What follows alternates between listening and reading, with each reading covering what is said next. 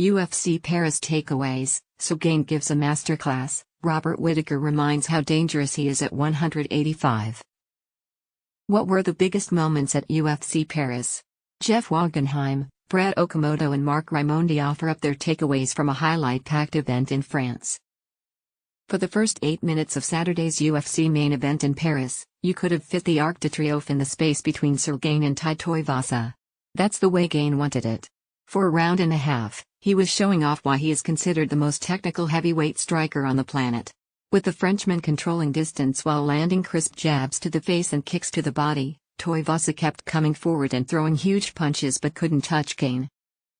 Then Tuivasa did find him with a winging right hand midway through round 2, and Gane fell backward to the canvas, stiffened. "Honestly, Tai hit me so hard he knocked me out. He put the lights out," Gane said through an interpreter. "Honestly, Tai hit me so hard he knocked me out. He put the lights out." That he did, as Gane immediately went on the attack, closing distance and throwing everything he had.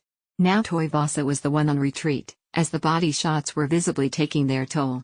The round ended with Gane on the offensive and the crowd at Accor Arena roaring. The fight was on. It would not last another round, though. Gane spent round 3 mercilessly attacking Tuivasa's tender midsection, and while the Australian fighter remained dangerous, Gane was no longer fighting from distance. In the final minute of the round, he landed a crushing right uppercut that put his opponent on wobbly legs, then floored him with a succession of lefts before referee Mark Goddard jumped in to end it at 4:23. This was a hugely successful Paris debut for the UFC, partly because 2 of its top heavyweights put on a stirring performance in which both had their moments, although the one fighting in his hometown had a lot more big moments than the other.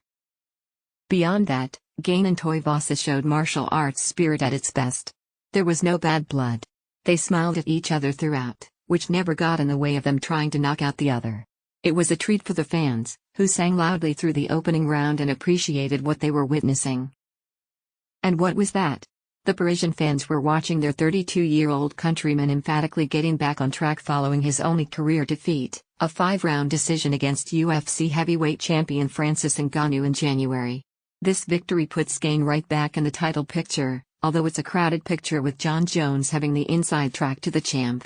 The Frenchman's day will come, again, though, and after watching this sublime performance, I can't wait until it does. And if Ngannou, who used to train in Paris, is still in possession of the belt when Gane's next championship opportunity comes, I hope they hold the title fight in the City of Lights. They have to come back. Paris puts UFC on notice with an epic performance. Paris, Benoit Saint-Denis had to pull himself together. He was the first French-born fighter to walk out on the UFC's first card in his home country and entered Accor Arena to a hero's welcome.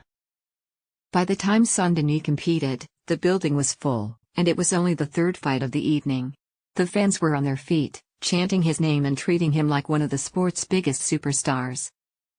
During the first round, as Saint-Denis was slinging leather with opponent Gabriel Miranda, a rumble came up from the stands that was borderline frightening.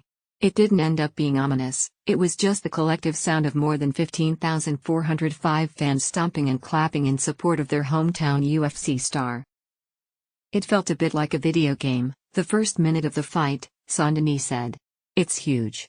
The atmosphere. It's difficult for your brain to accept that all those guys are cheering for you. You have to concentrate on the opponent, because obviously you have a job to do. This is what counts." Saint-Denis said when Miranda took him down in the first round, he snapped out of the daze. Just 16 seconds into the second round, Saint-Denis dropped Miranda and finished him with a flurry on the ground, as the fans here became unhinged with joy. It was as if Saint-Denis was Conor McGregor, Muhammad Ali and Rocky Balboa all rolled into one, rather than a 26-year-old prospect in just his 3rd UFC fight. Fair Siam, William Gamis, Nasruddin Imavov and Ciryl Gane also got the royal treatment. Ziam said the energy of the crowd willed him out of an armbar in a bad position when Michał Figlock took his back. The crowd roared when Gamis escaped a deep triangle from Jarno Arons in the 3rd round and won a decision. And then there was Gane.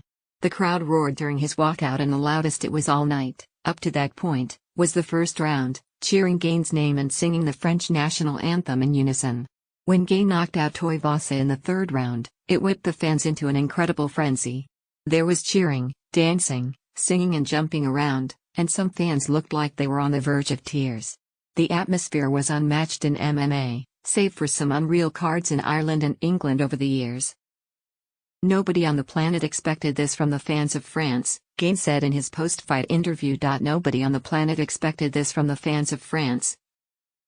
The stands were about 75% full for the first fight and loaded with energy, a stark contrast to Las Vegas UFC shows which don't start filling up until the main card begins. And the only reason why the crowd wasn't entirely in their seats for the first bout in UFC France history was that many were still waiting on long lines outside. The UFC set up a mobile UFC store to the side of Accor Arena, adjacent to a huge UFC sign and steps painted with the likenesses of Gane, Francis Ngannou, Georges St-Pierre and French women's flyweight contender Manon Fiorot. Bernie Tamayo, born and raised in Paris, was near those oversized UFC letters before the event, taking photos and meeting up with friends. Tamayo, wearing a Valentina Shevchenko fight kit, his favorite fighter, and a Nate Diaz hoodie, said he has been a UFC fan for 10 years. Yet, he wasn't sure if the promotion would ever hold an event in his hometown since the sport was illegal in France until 2020. I said, I need to be here, no matter what, no matter the cost, Tamayo said when he found out about UFC Paris. It's so important. For us, it's everything. We need to show Dana White that Paris is the place in Europe for UFC shows. Just on a 10-minute walk to the Accor Arena through the Bercy area, you pass the Nihon Judo Dojo and the Team Zaytoon Thai boxing gym. France has long been a hot spot for judo, karate and Muay Thai. And now it seems primed to be a new go-to spot for MMA, especially after Saturday night. I don't see any other option for the UFC, Saint-Denis said. They have to come back and back and back. Like they do London.